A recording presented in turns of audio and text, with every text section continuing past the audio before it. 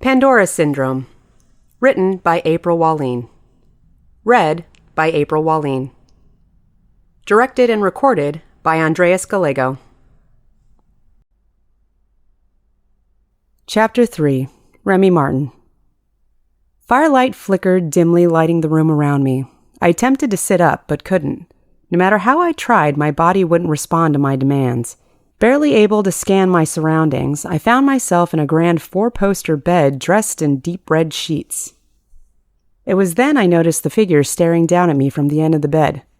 Remy. His gray-blue eyes seemed to glow against the low light, making them appear silver. I realized that he was shirtless. I froze, marveling as light from the low-burning fireplace across the room danced across his contours. He looked like a Greek statue, all hard angles and well-muscled limbs. Remy wasn't muscle-bound like a gladiator, but built more like the statue of David, lean, tall, and broad-shouldered. His short, shaggy brown hair was tousled in a way that made my blood churn. All this only confirmed my suspicion that Remy was the embodiment of manly perfection. Just when I thought he might never move, he placed his hands on the bed and slowly began to crawl towards me, arm after arm, leg after leg, until I lay beneath him. Remy looked down at me, studying my features, but the expression on his face gave nothing away. What could he be thinking? Something good, I hoped, considering the position we were in. Just then the quirk of a smile came to his lips, and he lowered himself to his elbows, lightly pressing his body into mine. My breath hitched. I couldn't believe this was happening. I had just met the man. Then a somewhat panicked thought came to me. How had I ended up here? Suddenly I remembered the night. What happened to the club? Where were Rosetta and Jack? Something bad had occurred. Something really bad. I had died, hadn't I? Heat warmed my face as I focused on Remy anew. I examined his features, the strong jaw and high cheekbones. Then I noticed something strange. That silver glint in his eyes had intensified, flashing at me like a cat in the dark. I lay dazed, trying to get my bearings. I noticed that the deep red sheets I lay on were white at the edge. Was the red some strange pattern? Remy leaned in close to me then, commanding my attention. He was studying me. Out of interest or concern, I couldn't tell. He smiled once more, opening his mouth slightly, and I froze as 2 thin, fang-like teeth dropped down from behind his straight white canines. I screamed in panic, scrambling away, but I only made it as far as the great oak headboard behind me. For the first time, I realized that the sheets beneath me were damp. I lifted my hand to find it dripping red. I gasped. The sheets weren't patterned, they were stained. It was blood, but whose? I looked down at myself. A deep, jagged red wound covered my chest. Shock flooded my senses, and I screamed. In a flash, Remy was on me, his fangs sunk deep into my neck, and the world was black once more. I have to say, it was the weirdest wet dream I'd ever had. I awoke in a dark room, my heart pounding as I squinted into the blackness around me. I could make out the vague shape of furniture, an armchair and a vanity. I had no idea where I was or how long I had been there. A deep, full-body ache shot through me, and I groaned. Well, I certainly didn't feel dead. I was pretty sure that if I were, my body wouldn't hurt this much.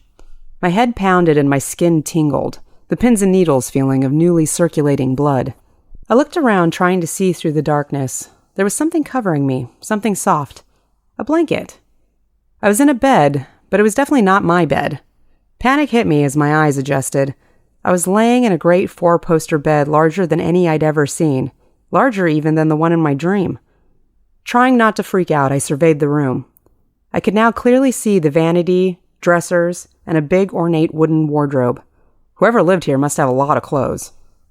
Fear hit me as I began to remember what happened in the back lot of the Viper Room. I'd been shot.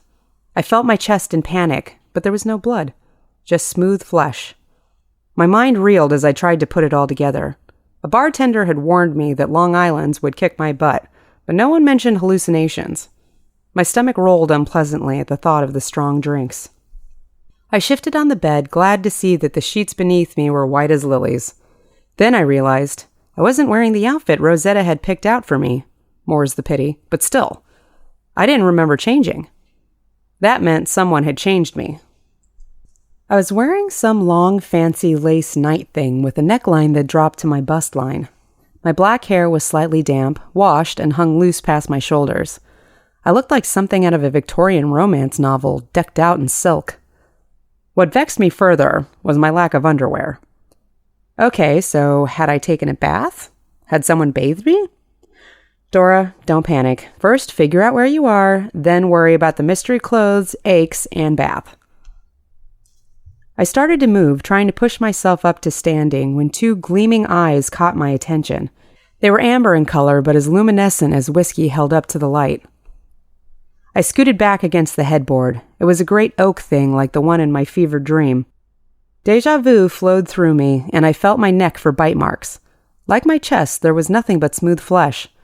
Then I noticed the dead fireplace across the room and felt dizzy. This was definitely the room from my dream. Hold it together, I coached myself as I inched towards the edge of the bed. There again were the gleaming eyes, tracking me as I moved. My heart hammered. I closed my eyes tightly, determined to stay calm. I took a breath and cautiously approached the bright eyes. There, to my horror, I discovered the mirrored vanity. The bright amber eyes shone back at me like bright tawny jewels in my own dark reflection. The door to the room opened. I shielded my eyes against the sudden light and saw a well-muscled silhouette. "Pandora?" Remy called into the room. His cool voice inspired a strange, exciting pang within me. I was immediately flooded with an animalistic longing and an odd sense of calm. I froze, not knowing what to do, lest I start rubbing up against him like an affectionate house cat. "It's Dora," I replied automatically, and then came to my senses. This guy had some serious explaining to do. "What the hell happened?" He didn't answer me right away, so I took the moment to try and clear my head, attempting to separate feelings of lust and fear. "I'm glad you are up," Remy greeted me. "I thought you might sleep all evening." I got a strange, genuine sense of happiness from him, like he'd been worried about me. "What's going on? Tell me what happened," I demanded again, fiercer this time. Just then the lights in the room came on, and I was nearly blinded. I squinted at the doorway, waiting for my vision to adjust. Groping around behind me, I found the screen of the fireplace. Next to it, much to my relief, was a set of fire pokers. I fingered one of the steel handles and glanced down at it, hoping I hadn't accidentally grabbed the brush instead of the poker or shovel. "You are quite safe here," Remy's voice suddenly called from behind me. I shrieked in surprise and turned to see him leaning against the fireplace. I hadn't even heard him move. He eyed the poker in my hand. "Now what do you intend to do with that?" I froze.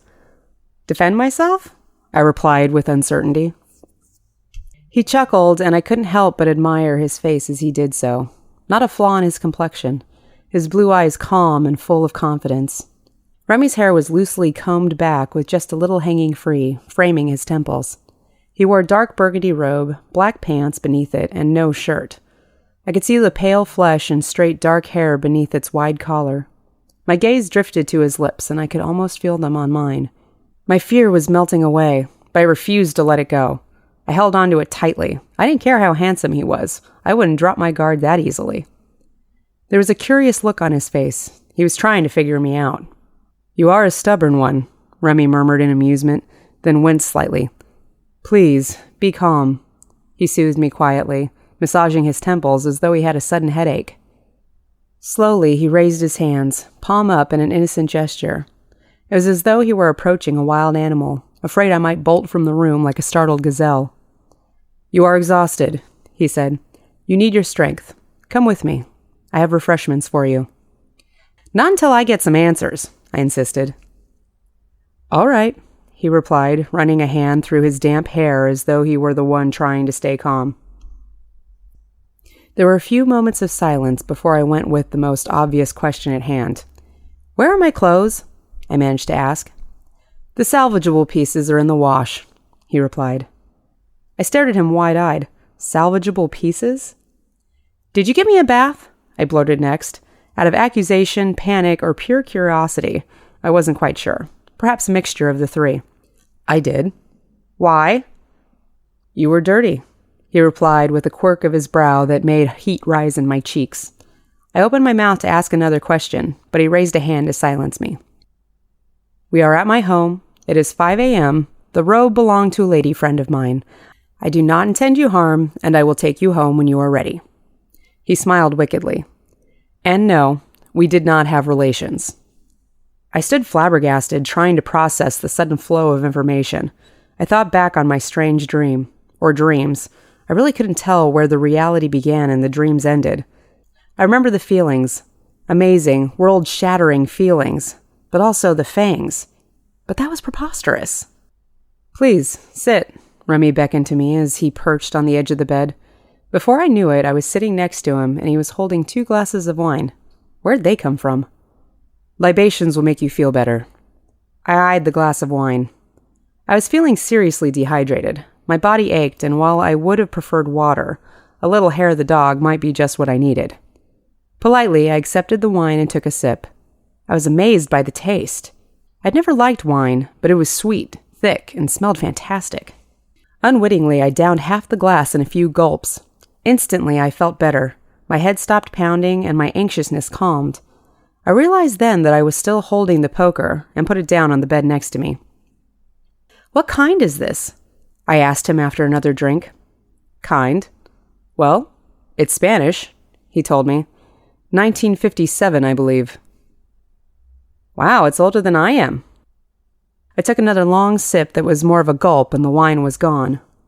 "Another?" Remy asked as he took my glass and handed me his. "Here, finish mine." "Are you trying to get me drunk, Remy?"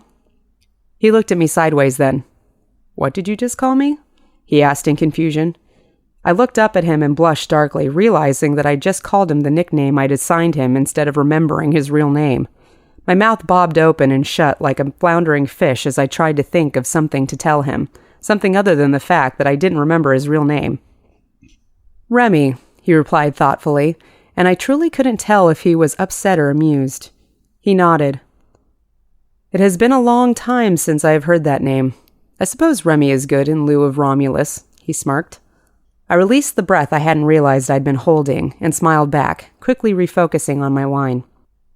"Drink," he insisted. "Relax." I took a long drink and looked back up to find him staring at me. I smiled a little. He shook his head, as if breaking himself from some trance. "I am sorry. I have not done this before. I'm not quite sure what to do," he confessed, and some part of me was relieved that he wasn't in the habit of taking home drunk girls. "We have much to discuss when I return," he assured me, and walked quickly to and through the door, taking one last glance at me before pulling it shut behind him. It occurred to me then that I hadn't asked the obvious. How the hell was I still alive? It went beyond being flustered by a handsome man. I felt like my mind was betraying me. I'd been shot, hadn't I? Hadn't I seen my own gaping, bloody chest? Hadn't it been a life-ending tragedy? Apparently not. I was clearly still alive and seemingly unharmed. Maybe the event had just given me a bad shock, and I'd merely imagined being shot. Had I even gone to the back lot? What a horrible, morbid imagination I had. After this and Grandma's funeral, maybe I did need to go back and see a shrink.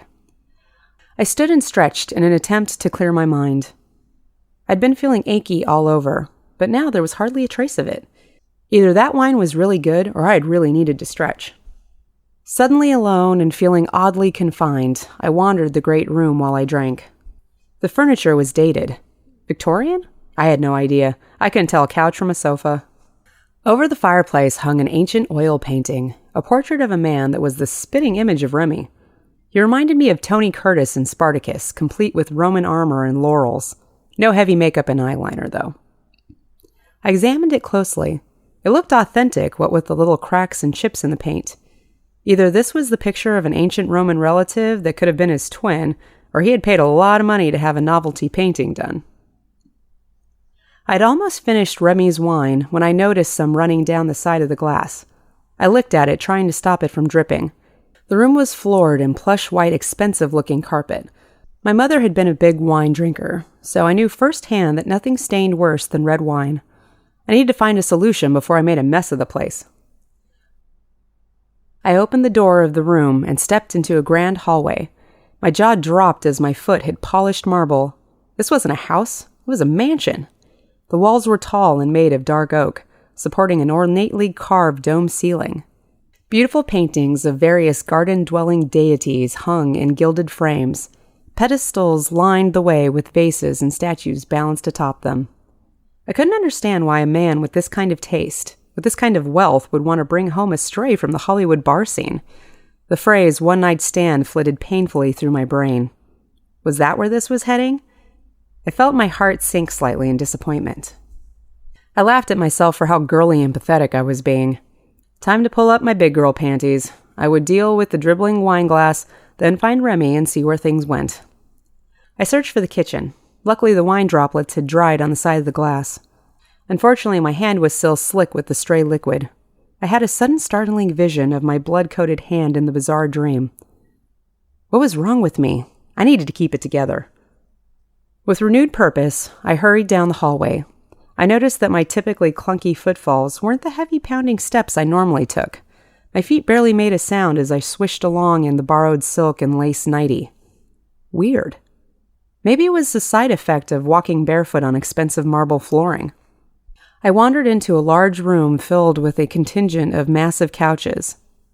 There was a giant coffee table and half a dozen large paintings adorned the walls. The place was huge. I wondered if it could still be considered a living room at that size. I decided it was probably called a receiving room or greeting room, or the big room that looks pretty but no one actually hangs out in room. I passed a few fancier-looking rooms before I finally found the kitchen. I stopped and marveled. It was bigger than the living room. A wide two-doored steel refrigerator and a sleek stove with more buttons than I could count stood on a well-polished marble floor. I spotted a deep sink against the wall and made a beeline for it. The faucet had a stylish industrial chrome head. I carefully rinsed the glass, but the moment I was about to place it in the dish drainer, I coughed a little, realizing that my throat was unbearably dry. I quickly took the glass, filled it with tap water, and gulped it down. I waited for the relief, but none came. What the heck? I could drink wine like crazy, but water wouldn't cut it? I grew worried as a burning sensation began in my throat, seeming to evaporate my saliva.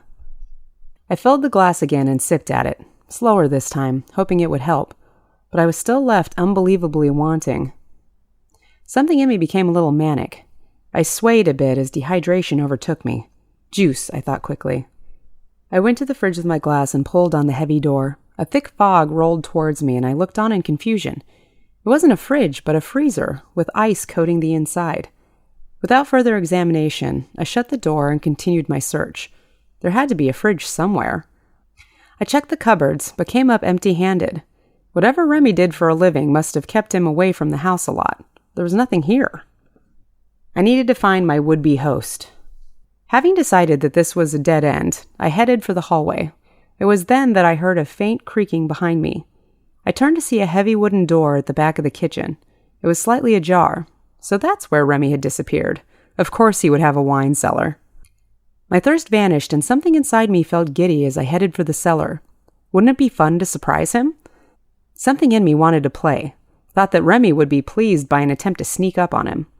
Without a second thought, I snuck through the door, reached the bottom of the wooden steps, and crept up behind a large metal container. The cellar smelled wonderful, sweet yet metallic, and was filled with large steel boxes. As I looked closer, I realized that they weren't boxes, but freezers. Why would anyone need so many freezers? I had visions of shelves stocked with cuts of meat. Just then I spotted Remy in the far corner. My playful spirit flared, and I stalked freezer to freezer, closer and closer, until I finally crouched behind the steel box next to him. I practically giggled. He had no idea I was there. Wait, why was I so happy? I felt like I was playing hide and seek, but I never liked that game. Actually, I hated it. Probably because I had babysitters that conveniently forgot to look for me so they could watch TV in peace. I watched carefully as Remy fiddled with the contents of the freezer before him and was about to pounce when he suddenly held a wine glass out to me. "Thirsty?" he asked. "Damn! How did you know I was there?" "I did not until you stopped just there," he replied, looking down at me with those devastatingly blue eyes. "I'm impressed. Not many people can sneak up on me." "Guess I'll have to try harder next time," I joked and sipped at the wine, relieving my thirst. I sighed in relief. I felt happy, and yet somewhere deep inside me a small alarm bell was going off. I thought I could hear the strange whispers again, but that wasn't quite it. I knew something was not right. The alarm seemed to yell, "Get out, as hot as Remy is, this isn't right." It was a weird thought, since everything else in me was singing for this man. My every nerve buzzed with excitement when I was near him. I took a contemplative sip of wine. Damn, I was thirsty. The drink was so good I could hardly keep myself from downing the whole glass. Now I understood why my mom drank so much wine. It was delicious.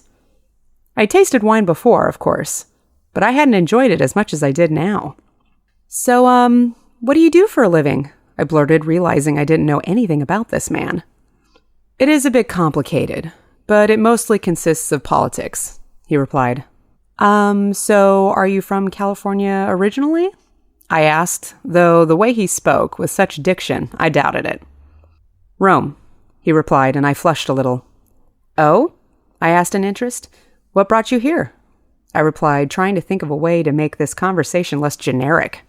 Remy smiled and gently took my arm, turning me toward the door. My skin danced at his touch. Perhaps we should have this conversation upstairs. You need to rest, and it is chilly down here. I smirked a little. He knew full well it wasn't the cold giving me goosebumps. I was ready to go when something in the freezer before him caught my eye.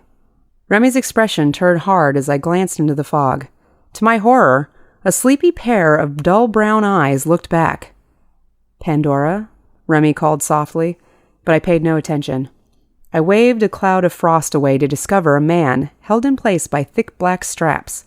A light frost had gathered on his brow, at the edges of his lips, and along the strands of his long dark hair.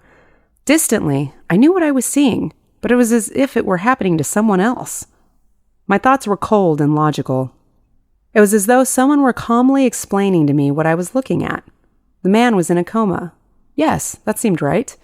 There was a slow rise and fall to his chest, though it was barely noticeable. Tubes of blue and yellow, red and green curled in and out of him. It was giving him nourishment, draining toxins, circulating his blood, keeping his heart pumping. I had the facts, but why was I seeing this? This machine, I said in a daze. It's keeping him alive.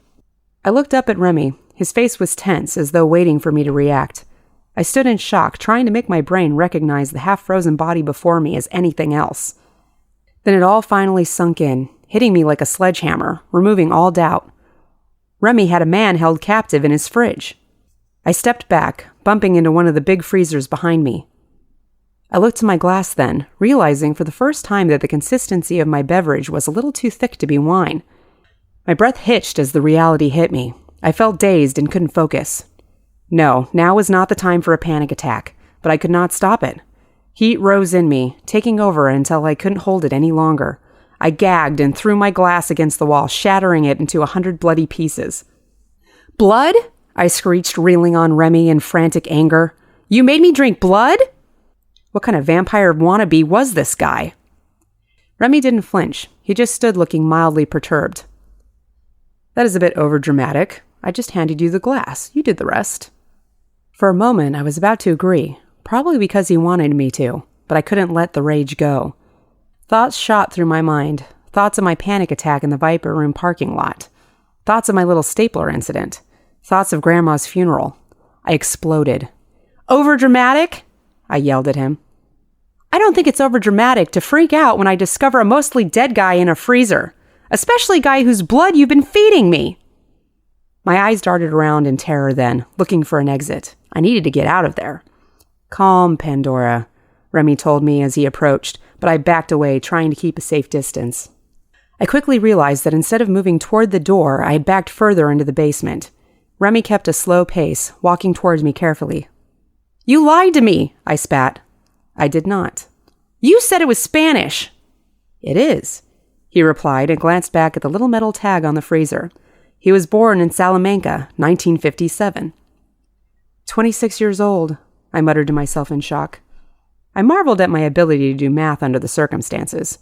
Remy took another step toward me then. Stay back, I warned as I plotted an escape route. Another foot or so back and I could run to the left, around the freezers and up the stairs. This is unnecessary, Pandora, he told me sternly. Come with me and I will explain. So you can stick me in your weird freezer dungeon? I yelled with as much dignity as I could muster. So you can drink my... I couldn't even finish the thought. Do not be preposterous, he said, his voice maddeningly calm. We are long past that point. My eyes grew wide and I tried to control my panicked breathing. I remembered my bizarre dream. The blood and the fangs, questioning now whether it was really a dream or not. I felt my neck for puncture wounds. Nothing. I tried to remember all the vampire lore I'd heard over the years. Something about an artery in the groin area? I blanched at the thought. Remy rolled his eyes at me, as though he could hear my thoughts. My breath seized and I heard the same murmuring that came whenever I began to panic. It was more prominent than it had been a moment ago. It was telling me to run, and yet something in me wanted to stay with Remy. It was tearing me apart. Then, all at once, I gave in to the low, warning voices. I thrust a fist at Remy. Before I could even process my own movement, I connected with his chest, launching him into one of the freezers with enough force to dent the door. I stood stunned by the insanely successful attack, but forced myself to snap out of it and run.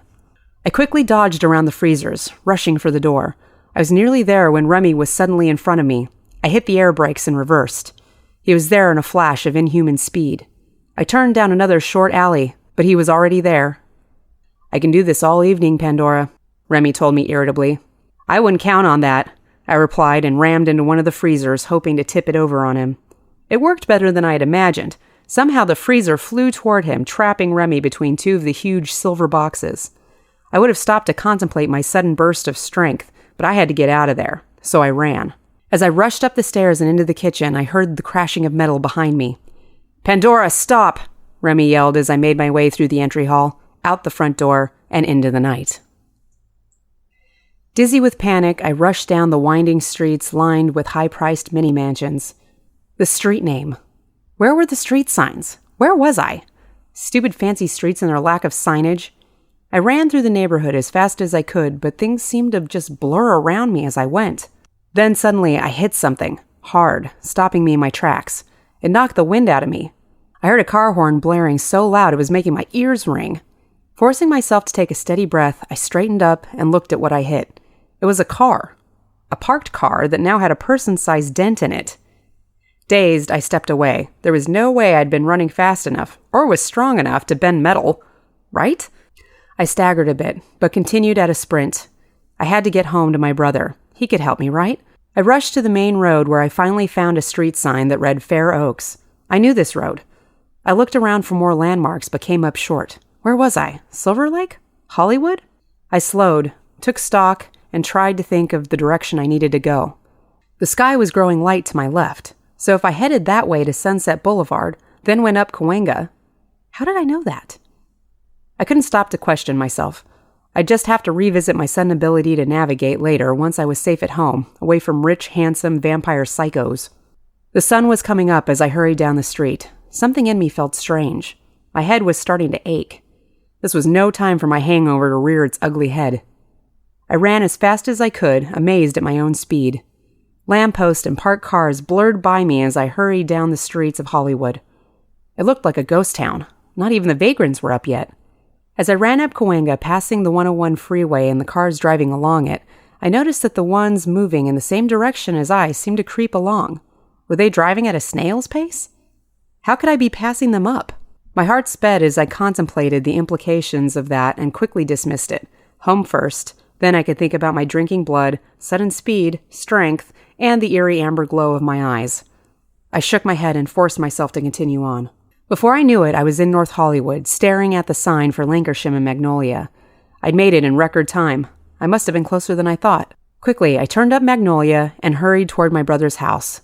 The sun was up now. The sky was growing orange as it illuminated the LA smog. I groaned miserably. I always hated watching the sun come up. I was never sure why. I guess it just felt like the loss of a day. This was different, though. Somehow, the sun felt like a threat, like it was coming for me, like it had caught me breaking curfew and would ground me into eternity. I growled irritably and continued up the street, but my limbs were growing sluggish.